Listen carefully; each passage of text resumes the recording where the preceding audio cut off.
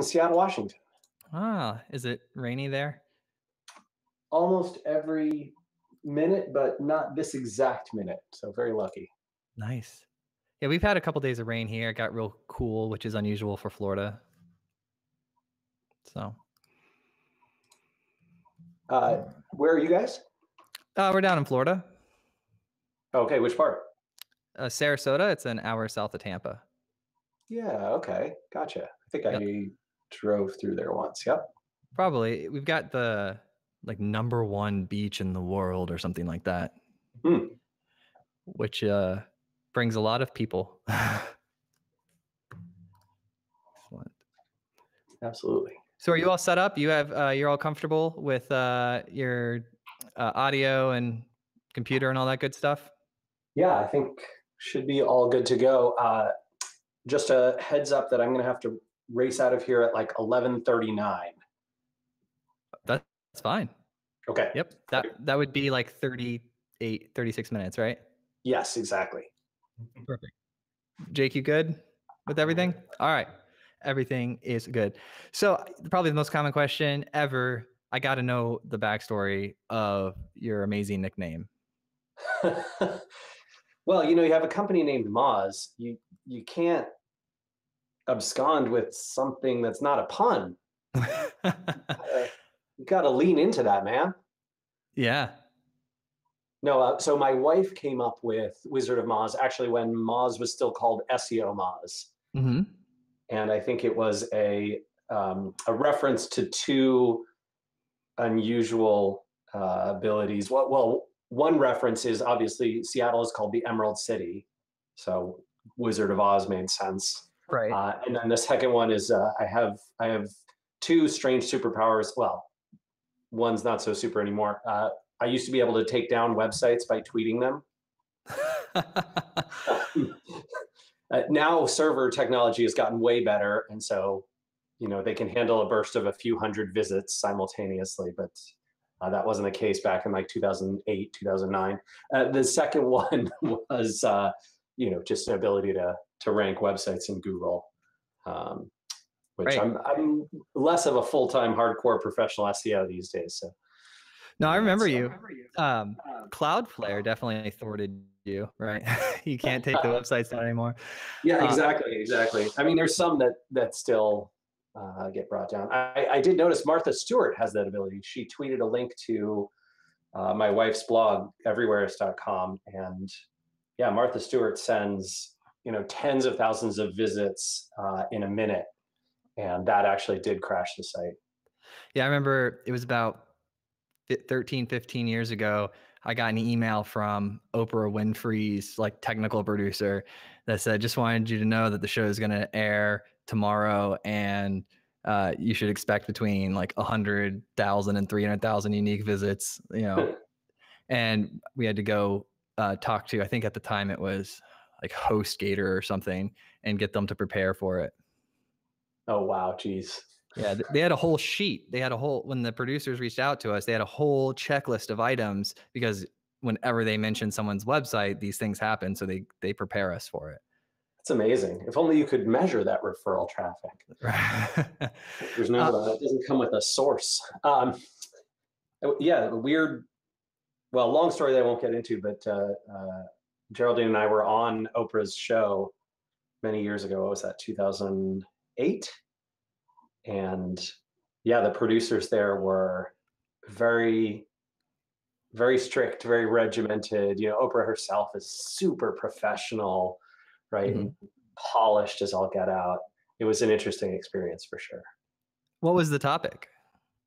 I had proposed to my wife on a television commercial, and they wanted to have us on for their Valentine's Day episode.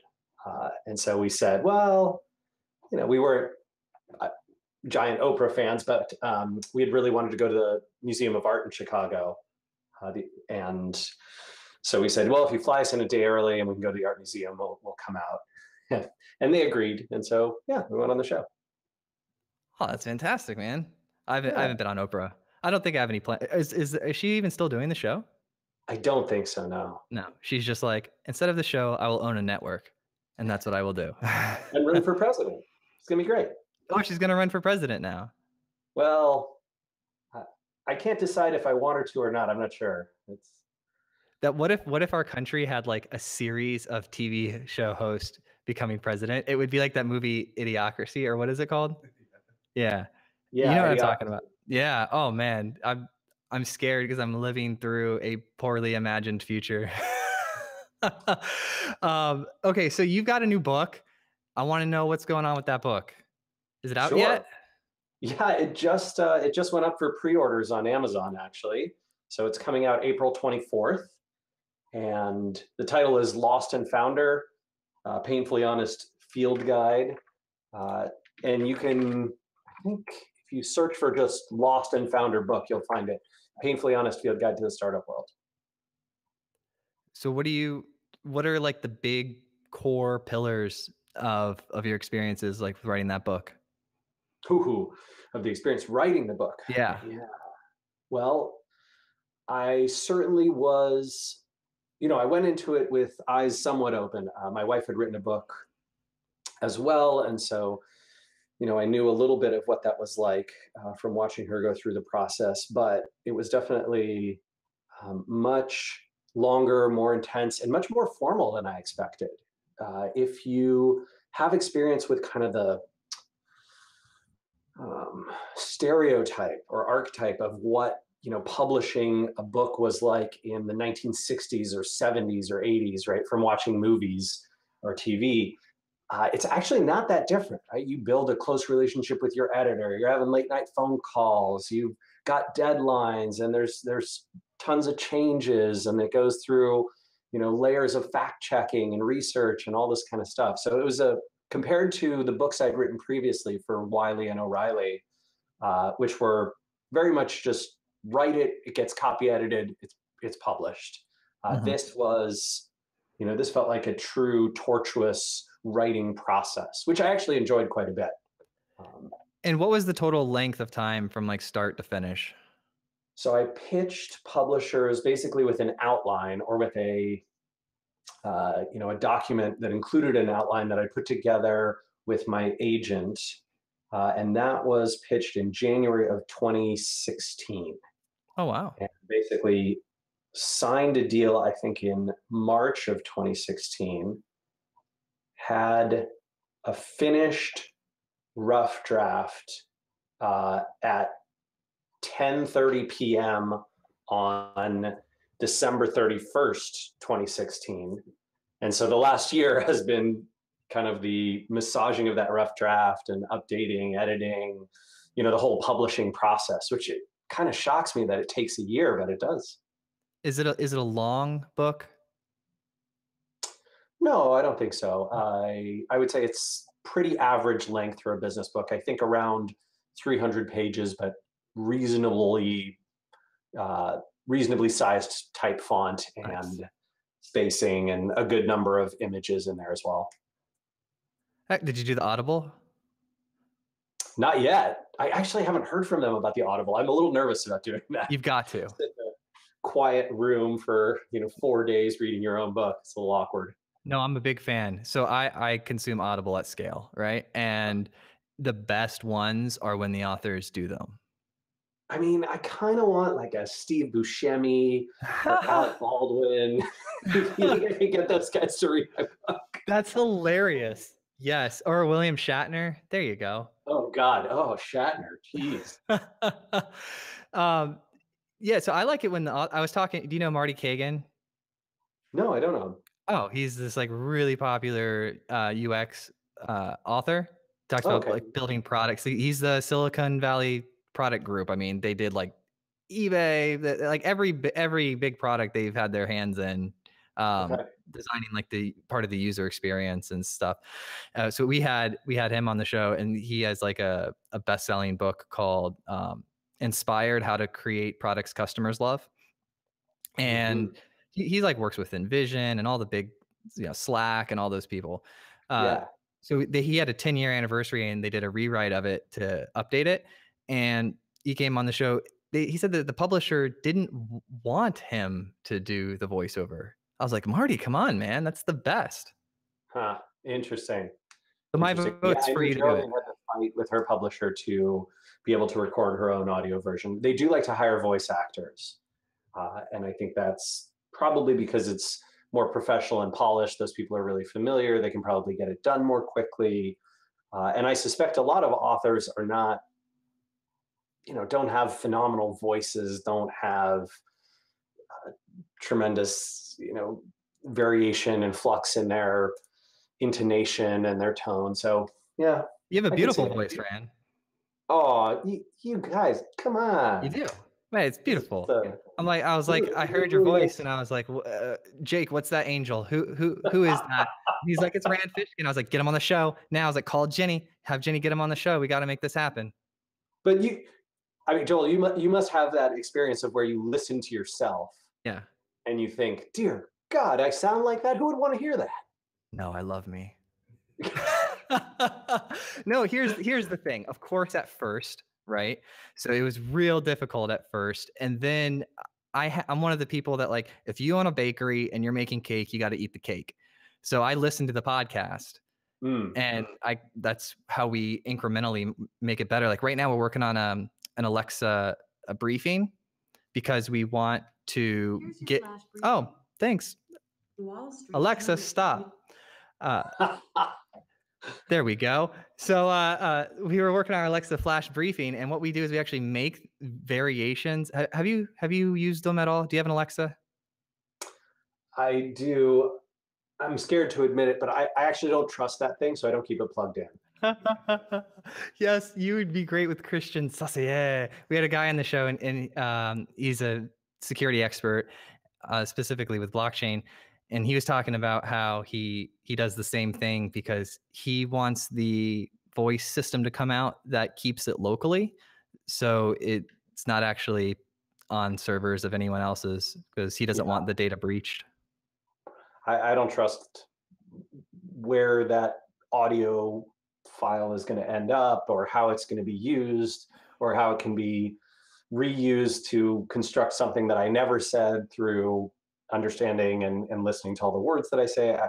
I don't put a whole lot of faith in Amazon's privacy. Oh, all right. I'll text Bezos, tell him to get on top of it. Be like, dude, you got to do better. Yeah, better if he doesn't know I exist. Let's just do that. Okay, so I won't text him then. Yeah, which is pretty easy. I have been in restaurants where he's in there. Oh, have you? In Seattle. Nice. So it was awkward, right? Yeah, you just because he knows what's on your Alexa when it is plugged in. You just can't look at him in the eye. I know what's on his too, right? Ooh. It's all world domination. Did you see the? Well, I know, especially after who's the guy in X-Men who's bald and in the wheelchair? Professor Xavier. Yeah, Professor Xavier. Like he's getting more of a dubious Professor Xavier look compared to his 1995 interviews where he looks like a geek. Yeah, he definitely went from Bill Gates to well, now he's all buffed up. I mean, his arms are gigantic, and he looks like he could bench press a bouncer. It's Alexa. She has a motivational skill, and she helps him work out. She speaks to his muscles at night. She does. Grow larger. I wrote a book, and it was my first book, and it was super interesting. But here's what I took from it. So I was so nervous about what people would think. That's how the podcast got started, by the way, was the book. Ooh, so I was talking with people. We were having these conversations over and over and over. I work with VC firms and build products and apps, all this stuff. So I kept having these CTO conversations over and over. So I put them in writings, and I started writing, and then they eventually turned into these conversations. I wanted to get a bunch of other CTOs involved with writing the book so that I didn't look stupid when it came out and get flamed by everyone. So then those conversations turned into, we recorded them, and then that turned into a podcast, and then boom, before we know it, we have 70,000 CTOs and lead developers. That's kind of our audience of who listens to this. So going through that process, I wanted to see what the world thought of other than just my 30 plus CTO friends. So what I did was I actually released summarized versions of the chapters as blog posts and then ran ads against them to see which ones were popular and what the most popular parts were and where people would analyze where I left stuff out or good points to add in. Fascinating. Yeah. Yeah, I love that. That's wonderful. Very, very crowdsourced solution. Right. But I didn't present it to them as that, because it would be like the whole issue with like, if people think they're giving their opinion, it's a whole different world. Mm-hmm. I just did like micro blog posts and then saw which ones were most popular, and then did an edit of the book, included a lot of stuff that would handle different people's perspectives. And then now we've just got it through formatting, and this week we should get the sign off and go to print. And it's been about a year. Wow. So Well, yeah. congratulations. Who are you using to publish? His name is Joel Beasley. That's me. I'm just self-publishing it. All right. Yeah, interesting. Well, I'll be fascinated to hear about that. I sort of had considered a bunch of options, including the self-publishing and other ones, but yeah, eventually figured out, I just wanted to experiment, right? And I thought, well, I've made a lot of stuff myself on the web and promoted it. I'd be really interested to see what the classic publishing process is like. And so yeah, I've been working with Penguin Random House, which is classic, old school, big five publisher, and really interesting experience. But yeah, looking forward to hearing your story too. Yeah, it's all about what's interesting for you too, because you have to put in the work and go through it. Right. Yeah. So you already have the financial model is definitely very odd with traditional publishing. It's different. Super different. It seems like it makes no sense. Then when you dig in, you sort of understand why it works the way it does and has these sort of anachronisms attached to it. But yeah, fascinating.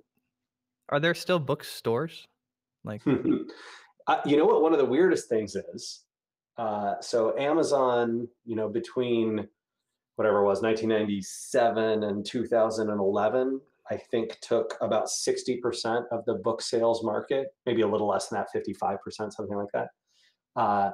What's crazy is that traditional bookstores experienced a significant decline in sales over that period, but have almost recovered.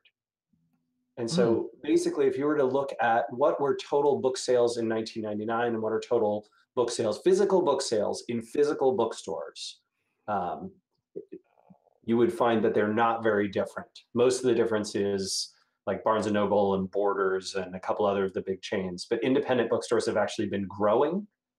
There are more of them now than there were 10, 15 years ago, which is just incredible. It's sort of an amazing thing. So they get you on the shelves. Yeah, they get you. I mean, Penguin Random House certainly gets you on shelves, absolutely. What percent of my audience, right, of the world of tech entrepreneurs and startup people and web marketers who are this book's primary audience, I suspect a great deal of them are going to buy online through Amazon or Kindle. Yeah.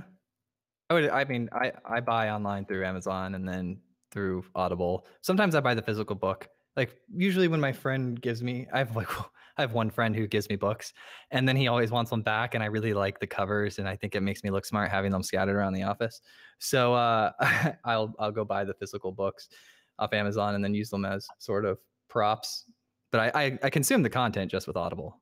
Yeah, I find that I have a much harder time internalizing the content. So if there's a great lesson to be learned and something that I feel like I should really remember, if I read the physical book, it sticks with me sort of harder and longer than if I simply listen to it on Audible, or if I read the Kindle version or read it on my phone with Google Books or what have you.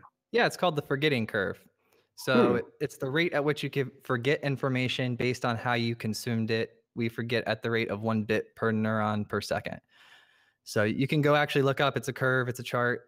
You could say, I'm going to consume 1 hour of a speaker in person, and then it'll show you how the reduction of knowledge you'll have about that over a course of time. So it'll say, okay, well, in 3 months, you'll be able to remember the general topic and maybe one quote, but like at 1 week, you'll be able to remember like 4 of the subtopics. So interesting. Yeah, that's really cool.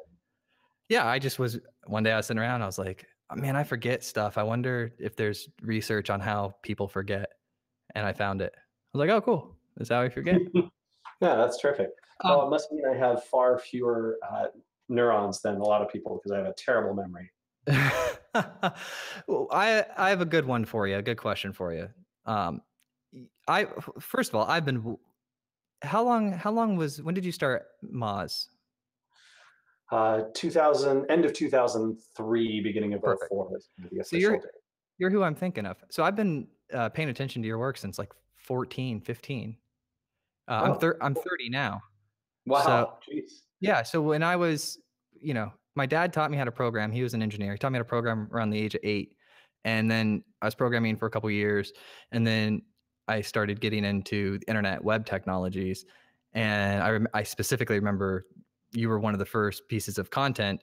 And so when I was doing your show prep today, I was like, this is the guy, because your face is very memorable. Oh, So sure. yeah. And so I was paying attention to that. And I'm curious to know, like, you're in the SEO world, you've been writing about SEO forever, and it's changing now. The way we're consuming the internet's changing, with a lot of the traffic going through Facebook, and a lot of the traffic now going to be going through Alexa and things of that nature. So like, do you ever see SEO not existing? Interesting. Yeah, I can imagine it. I actually think it's quite unlikely, but I can imagine it.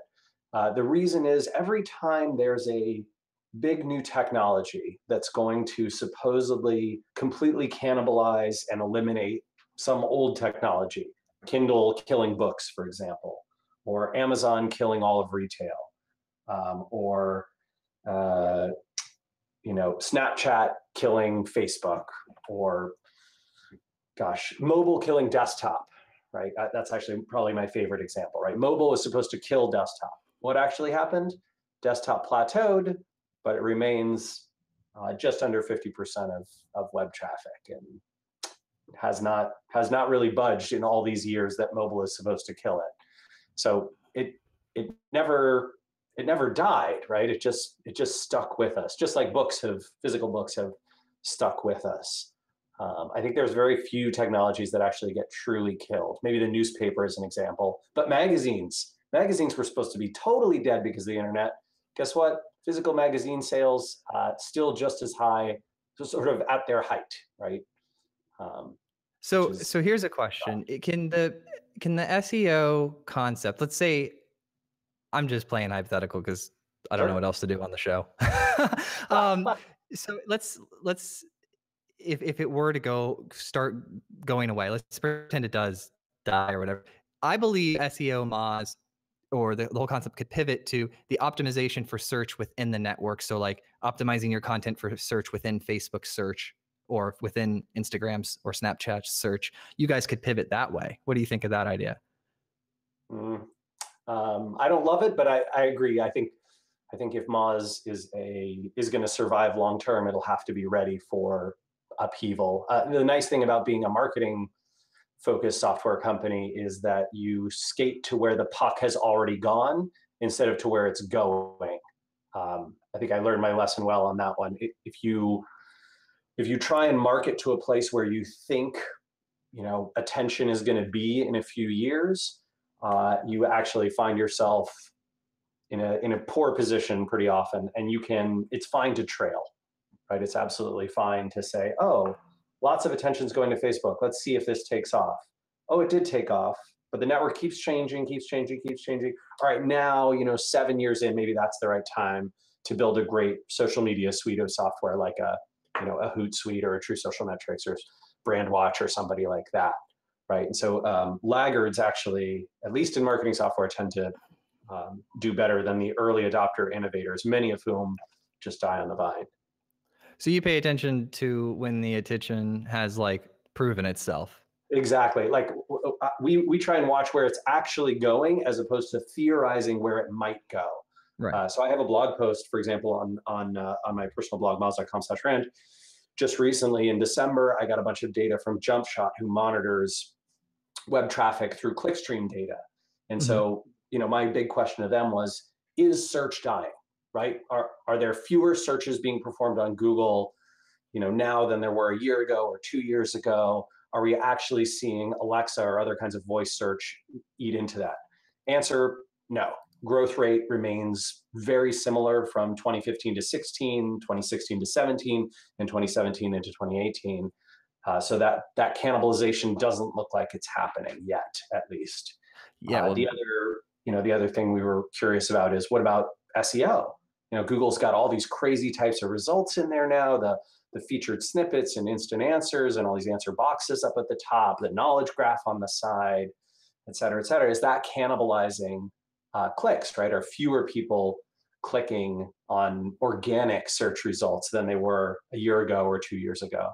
And that answer was a little more complicated, because basically that's been growing at a steady rate until just about the middle of last year, when on mobile devices, Google started being so aggressive with some of these other kinds of content that we did see a decrease in the clicks to organic. So there's a little bit less opportunity now in mobile SEO than there was, say, a year ago. Yeah, I noticed they really favored when I started adding the AMP to my site for the mobile search results. For me, because we came out and we are ranking for the term modern CTO. So when the site launched, I don't know, a couple months ago, we were like on page 6, and then we're the first result for it, because people linking to us and everything. But it was real interesting watching it go up through the different pages, over the course of time. And when I did the AMP thing, it just shoved all my AMP results like right to the front of the line. And then it took forever for the rest of my actual site to catch up, the non-AMP pages. Yeah. That's just one isolated experience for me, Interesting. I mean, so what we generally see is that AMP can get better click-through rates and better engagement rates, and that can sometimes lead to higher rankings. I think the connection is second order, but it's there. I ultimately removed the AMP. It was getting, after my whole site, I was doing it as an experiment, and I think I removed it from like 80% of my pages. Only text-based blog posts have the AMP now, because it's too much to maintain for too little benefit. Well, and if you can, the ideal thing is to make your site screaming fast on your own. Right. I mean, AMP is just a sort of easy cheat for people who can't be bothered to do all the work that's required to make a very quick loading website. And so I'd certainly urge everyone, if it is at all possible, don't lean on AMP, which is a crutch. Do it yourself. Okay, so that you see AMP as that's interesting, because I don't have much experience with this, so I don't know. Yeah, I mean, the other thing is AMP means that Google controls a lot of the user experience around how people engage with your site, right? So, how the link copy paste functions work, how the sharing functions work, how it loads in the browser, all that kind of stuff. What information you can collect and what cookies you can drop, and all sorts of things that they control. So, yeah, I'd absolutely suggest that folks do it on their own if they can. Excellent. Yeah, I noticed that I got a bump on the Facebook when I did the Facebook Instant articles too. But when just real quick, because we only have 10 minutes left here, being respectful of your time. Like I said, our audience are mostly CTOs, lead developers. I'd say a good portion of them are co-founders. Everything from just 2 people starting a project to having 600 or 1,000 employees. So what sort of, I know it's a big spectrum, but do you have any quick advice that you would give as an expert with searching and being, the Wizard of Moz, that you would give to these individuals? Well, I mean, I think that a good way to think about SEO is that it is a tactic. It's not a strategy, right? So I think that a lot of the time folks think about SEO the wrong way, right? They think, how do I get my rankings up? How do I, get more links and then get more search traffic? And some benefit will come from that. Surely, if I get more traffic from search engines, I'll benefit. And I think the right way to think about it is, this is our organizational goals, right? This is what we as a business need to accomplish. So, you're a 2-person SaaS startup. I'm actually leaving Moz in a month, and I'm going to be starting a 2-person SaaS business with a co-founder. So that's definitely top of mind for me, right? And one of the what is that? Sorry? What is it? I got to know what it is. Well, it's not, we don't have anything yet, right? So it's just, yeah, me and a friend who are going to tinker until we get something launched. I'll just tell So everyone it's killer robots. So yeah, ask me in 6 months. I'll be able to tell you more probably. But for that group, one of the biggest things is, how do I get my first customers, right? And if you know that you have a problem that people are searching for, or a set of problems that people search for, that your product can do a great job of solving, ranking for those problems and the problems leading up to them is a terrific way to go, right? And so I think that's a strategic approach where you say, hey, customer growth is a huge problem for us. SEO looks like one of the best tactics to solve it, because we're serving an existing audience that's already performing queries for this problem set. Now, if you're solving a new problem that people don't really know that they have and that they're not searching for, then SEO is probably not the way to go, right? Then you need other forms of branding and broadcast media and potentially social media and influencer marketing, those types of things. You're a fan of influencer marketing? Sorry, say again? You're a fan of influencer marketing?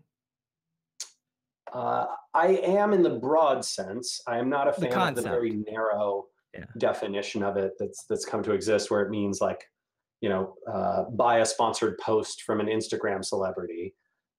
I don't think that's a particularly excellent tactic, but I do think that earning the awareness and trust and amplification of a group of influential people and publications in your space is a phenomenal way to grow attention. Right. I fully agree with that, because when like a technology company says, oh, we're just going to go, hashtag see who's the top person for this and go pay them to do a post. I'm like, what you need to do is you need to go find the quiet, smart people who, when they say something, there's a lot of weight behind it. And yes. who do the loud people listen to the most? Like, I want to know who Marty Kagan reads, right? Because he's real smart with writing on his UI UX stuff. So I want to know I want to know the content consumers of the smart, like who is Rand's like the smartest person ever for SEO. I want to know who Rand is consuming. I'm sure it's just a lot of your experiences from actually being a practitioner and doing it. But yeah, I think that there's definitely a big need to go beyond the vanity metrics of follower counts and look at, what is the actual influence of a person. I also think that influencer marketing has gotten far too focused on individuals and not focused enough on publications. Right. I think that a lot of smart people in many spaces read content from certain publications, right? They subscribe to email newsletters, they're subscribed to a YouTube channel, they listen to certain podcasts, and figuring those, they go to certain events, right? And figuring out what those are in your space oftentimes has more impact than, well, this person has the most followers and they have this word in their bio, so let's go pay them. Right. It's about reverse engineering your consumer and then going where they go to hang out. Exactly. So you're going to obviously kill it with this startup because you say and do all the right things. So I'm very pumped about that. So Joel, you and I both know startups have a 90% failure rate. So I would say it is a risky venture. It's always a risky venture. The only thing that I'm very hopeful for is that I learned a lot of painful lessons the first time around, and maybe I won't make those mistakes. So looking forward to making some new mistakes. Yeah, well, I mean, I like to oversimplify things because that always gets people yelling. But if you pay attention to where everybody's at and what they're demanding, like a lot of people will come and they'll pitch market like ideas for apps and stuff, and I'll say, "How did you think of this?" And like, "Well, I thought of it." I'll say, "All right, well, how many people have you talked to about it?" Well, none. But I googled, and there's 100,000 of these people in this job style in the U.S. economy, and if we get 0.01%, like, no, you pay it, rather than coming up with an idea in your head. That's one way to do it, but I think that has like a 99.999% failure rate. I see the ones that have less of a failure rate is the ones that say, oh, this is what everybody is demanding. Everybody already wants this. We don't have to convince anybody of this. All we have to do is fulfill the need. And that way you save on your marketing budget significantly. Now all you gotta do is tell people about it. You don't have to convince people of it. Yeah, I think it's actually incredibly smart to use one of the processes in search engine optimization, which is keyword research, right? Looking at what are the terms and phrases that people search for and how often versus other things, to say, oh my gosh, there's a huge demand for X, or there's a lot of people who have problem Y. Where are they geographically? What else do they search for? What answers are they finding right now? Oh, their problem is not getting solved. Look at the Q&A in forums. Look at what Quora says. Look at what Stack Overflow is saying. Man, we got to help these people. How do you do that? What how to help those people? And by the way, I know 50 of them personally and spend time with them, and I've done that job myself, and so I feel their pain. I think those entrepreneurs are ones with a much higher success rate. They're just not sexy they're not sexy to venture investors typically, right? Because the problem is usually too small and narrow. But I think if you're going for anything but a venture-backed startup, that is a great way to play it. And many of those actually turn into venture-backed startups. Moz did. Do you have tools for that process you just mentioned about finding what people are searching for? And yeah, so Moz has one that I worked on with a team called Keyword Explorer that I actually think is quite good. I don't often endorse Moz's products because I feel a little dirty, sort of self-promotional, but that one is actually probably the best one out there. I think many SEOs would say the same. If you're looking for free tools, Google's AdWords keyword planner is free. You have to sign up for an account with them. You can use it. I wanted something professional because I've used it before, and it's just like it's pretty terrible. I mean, Keyword Explorer is really good, right? You can search by all sorts of different ways and gives you tons of suggestions. The volume ranges are actually accurate instead of AdWords stuff. Yeah. We buy that data from JumpShot, that clickstream provider I mentioned, and then you can click on things and add them to a list and see what's ranking and see how difficult it's going to be. So that's a good one. There's a good competitor called Ahrefs that also has a tool also called Keyword Explorer. They have a good one too. I'm gonna check those out. Last question, we'll let you go because it's looked like your time's here. You do a little bit of investing, right? It says you got some backstage capital, Techstars type stuff. How about I do very tiny amounts of investing, and now that I'm starting my own startup, I think I'm going to do zero investing. But yeah, it's an interesting thing. Just as the just curious, do you think we are in a little bit of a tech bubble? Yeah, I do. Yeah, I do too. I think that there's almost certainly more cash than there is great outcomes floating around, and I think it's going to take 10 or 15 years to see it. But I certainly believe that's the case. Yeah, I was cruising Crunchbase and looking at who is getting what money and what they're actually like. They're in round 5 and they've gotten $5-10 million, and I go look at their website and look at the product. I'm like, uh-oh. Joel, I apologize. I have to run out the door right now, but thank you so much. It's been awesome chatting with you, man. I'll talk soon. Thank you, buddy. Yeah, you bet. Take care. Bye.